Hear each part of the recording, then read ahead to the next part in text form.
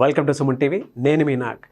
నేను చేసేటువంటి programmes political, motivational, devotional, spiritual, entertainment. ఈ ప్రోగ్రామ్ అప్డేట్స్ మీకు కావాలి అనుకుంటే అండ్ దాంతోపాటు నేను చేసేటువంటి ప్రోగ్రామ్స్ మిథునం కానీ మనీ సిరీస్ కానీ ఏవైతే ఉంటాయో సో ఆ ప్రోగ్రామ్స్ అప్డేట్స్ మీకు కావాలి అనుకుంటే అండ్ ప్రోగ్రామ్ సంబంధించి డీటెయిల్స్ మీకు కావాలి అనుకున్నా అండ్ క్వశ్చనర్ మీరు ఏమన్నా నాకు పంపించాలి అనుకున్నా స్క్రీన్ మీద మిస్టర్ నాగ్ అఫీషియల్ అని నా ఇన్స్టాగ్రామ్ ఐడి కనిపిస్తుంది, దానికి మీరు సెండ్ చేయొచ్చు. అండ్ దాంతోపాటు మీకు ఏదైనా through Suman TV channel interviews ఏమన్నా ఇవ్వాలి అనుకున్నా సరే స్క్రీన్ మీద కనిపిస్తున్న నెంబర్కి కాల్ చేయొచ్చు, లేదా మిస్టర్ నాగ్ అఫీషియల్ అని నా ఇన్స్టాగ్రామ్ ఐడి ఉంది, దానికి మీరు మెసేజ్ పెట్టినా సరే సరిపోతుంది.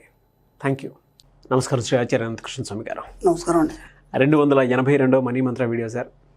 నాకు కూడా చాలా పాజిటివ్ మెసేజ్లు వస్తున్నాయి. అండ్ ఇప్పుడు మనం ఈ సబ్జెక్ట్లో పర్టికులర్గా డిస్కస్ చేయట్లేదు, కానీ చిట్టితంత్రాల వల్ల కూడా మాకు వ్యాపారంలో కూడా బాగా కలిసి వచ్చింది అని చెప్పిన వాళ్ళు చాలామంది ఉన్నారు. అండ్ మనీ మోటివేషన్లో మీరు చెప్పినటువంటి మాటలు ఏవైతే ఉన్నాయో వాటిని చాలామంది తీసుకొని ఐడియాస్ని జనరేట్ చేసుకొని అండ్ ఫర్దర్గా కూడా ఫ్యూచర్కి సంబంధించినటువంటి ప్రోగ్రామ్స్ కూడా పెట్టుకొని వాట్సాప్ గ్రూపులు క్రియేట్ చేసుకొని మనీ మంత్ర 1, 2, 3 అని అందులో కూడా మేము ఈ విధంగా కొన్నాము, మేము బయటికి వెళ్ళాము, రెస్టారెంట్లో ఇచ్చేసాము, మా వ్యాపారానికి సంబంధించినటువంటి దాంట్లో మేము 10% వేరే వాళ్ళకి గోదానం చేస్తున్నాము, అట్లాంటి అంటే గోవులకి ఏదైనా దానం చేసి గోసేవ చేస్తున్నాము అని చెప్పేసి చాలామంది అంటూ ఉన్నారు.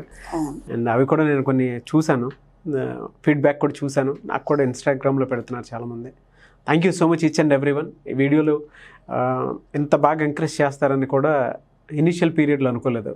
తర్వాత ప్రతి ఒక్కరూ అడిక్ట్ అయినారు మేబీ మనీ మంత్ర సిరీస్కి. అంత బాగున్నాయి.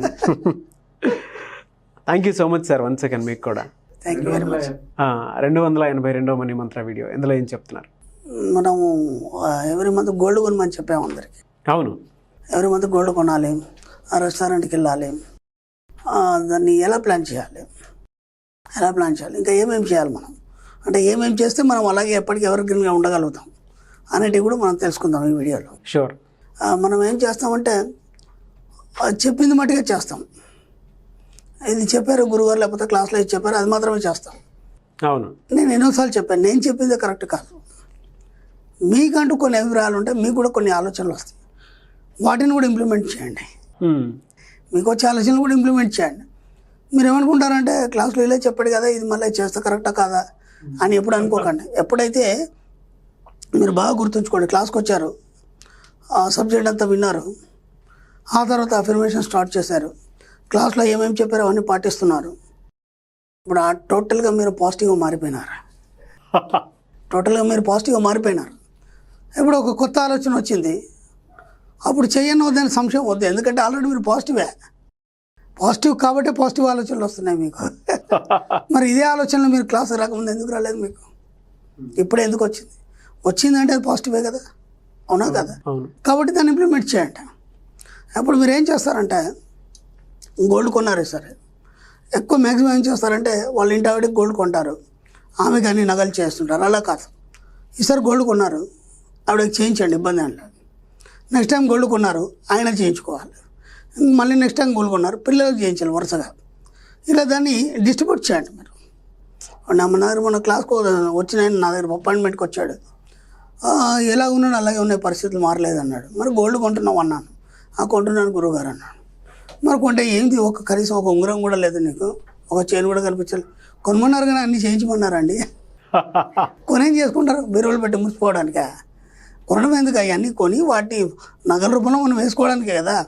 వేసుకున్నప్పుడే మీ యొక్క ఆత్మ ఆనందిస్తుంది, మీ యొక్క బాడీ ఒక వైబ్రేషన్ ఫీల్ అవుతుంది. గోల్డ్ ఎప్పుడైతే ధరిస్తామో ఒక వైబ్రేషన్ ఫీలింగ్ అనేది వస్తుంది, ఒక మంచి ఫీలింగ్ అని వస్తుంది, మంచి వైబ్రేషన్స్ వస్తాయి. దాని ఆ లోహానికి ఉన్నటువంటి ఒక గొప్పతనం అది. అవును, నువ్వు లోపల బీరువాలో పెట్టి మురిసిపోతుంది, అర్థమే ఉంది దానికి. కాబట్టి అలా కాకుండా ఏం చేస్తారంటే ఎమ్మటే దాన్ని ఆర్నమెంట్గా మార్చేయండి. గోల్డ్ కొన్నారు ఆర్నమెంట్గా మార్చేయండి, లేదా ఆర్నమెంటే కొనేయండి. ఇంకా మళ్ళీ దాన్ని మార్చి కంసాల దగ్గర తీసుకెళ్ళి అని చేయించకంటే అప్పుడు మంచి మంచి డిజైన్స్ వచ్చాయి మనకి. చాలా జ్యువెలరీ షాపుల్లో ఎక్సలెంట్ డిజైన్స్ వచ్చాయి. వెళ్ళారా, మీకు నచ్చింది కొనుక్కున్నారా, వచ్చేసారా? ఓసారి ఆయన కొనండి, ఓసారి ఆమె కొనండి, ఆ తర్వాత పిల్లలు కొట్టు అలా ఎప్పుడు ఒకటి ఏదో కొంటుండండి, ఏదో ఒకటి చేస్తుండండి మీరు. అలా ప్రతి నెల ఖచ్చితంగా మీరు గోల్డ్ కొనాలి, దాంట్లో ఎలాంటి సంశయం లేదు. ఓకే, మీరు ఒక్క నెల కనుక కొనడం ఆపేస్తే మళ్ళీ అది ఆగిపోతుంది. ఎందుకంటే మీరు విషయానికి చెప్పారు నేను ప్రతి నెల గోల్డ్ కొంటానని, అన్న తర్వాత మీరు ఆపేశారనుకోండి, ఆపేశాడు కాబట్టి నేను ఇయ్యను అంటుంది అది. అర్థమైందా? కొనడం మొదలు పెట్టారండి ఆటోమేటిక్గా కొంటూనే ఉంటారు. ఇక అది అలవాటు అయిపోతుంది. ఆ సమయానికి ఏదో రకంగా డబ్బులు వస్తాయి, మీరు కొనకపోతే మీకు ఇబ్బందిగా ఫీల్ అవుతారు. అలా గోల్డ్ అనేది ఒకటి రెడీ అయిపోతుంది. ఇంకేం చేస్తారంటే మీకు వచ్చిన ఇన్కంలో 10% ఎట్లా మీరు దానాలకు ఇస్తున్నారు కదా, ఇంకొక 10% మీ ఫ్యామిలీ కోసం తీసిపెట్టాను. ఫ్యామిలీ కోసం తీసిపెట్టడం అంటే అవి సేవింగ్ చేయడం అవన్నీ కాదు, అవన్నీ మళ్ళీ వేరే లెక్కలు, అవన్నీ మీ ఇంకా మీద దాంట్లో చేసుకోండి.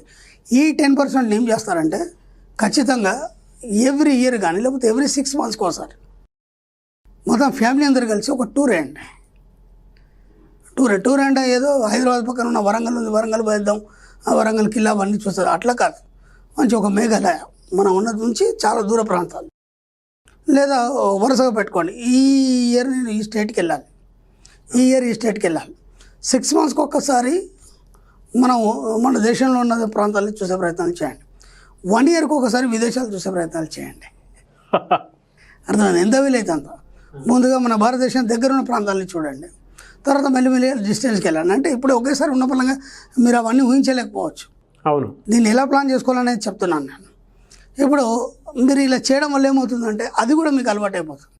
ఎవ్రీ 6 months కానీ ఎవ్రీ ఇయర్ కానీ మరి పిల్లలతో టూర్కి వెళ్ళడం వల్ల అది ఫిక్స్ అయిపోతుంది, అది నిజమని నమ్ముతుంది విషయం. అప్పుడు అది కూడా ఒక ప్రాసెస్ స్టార్ట్ అయిపోతుంది మీకు. ఓకేనా? ఇప్పుడు ఏమవుతుంది, మీరు గోల్డ్ కొన్నారు, దాని సరిపడా డబ్బు వస్తుంది.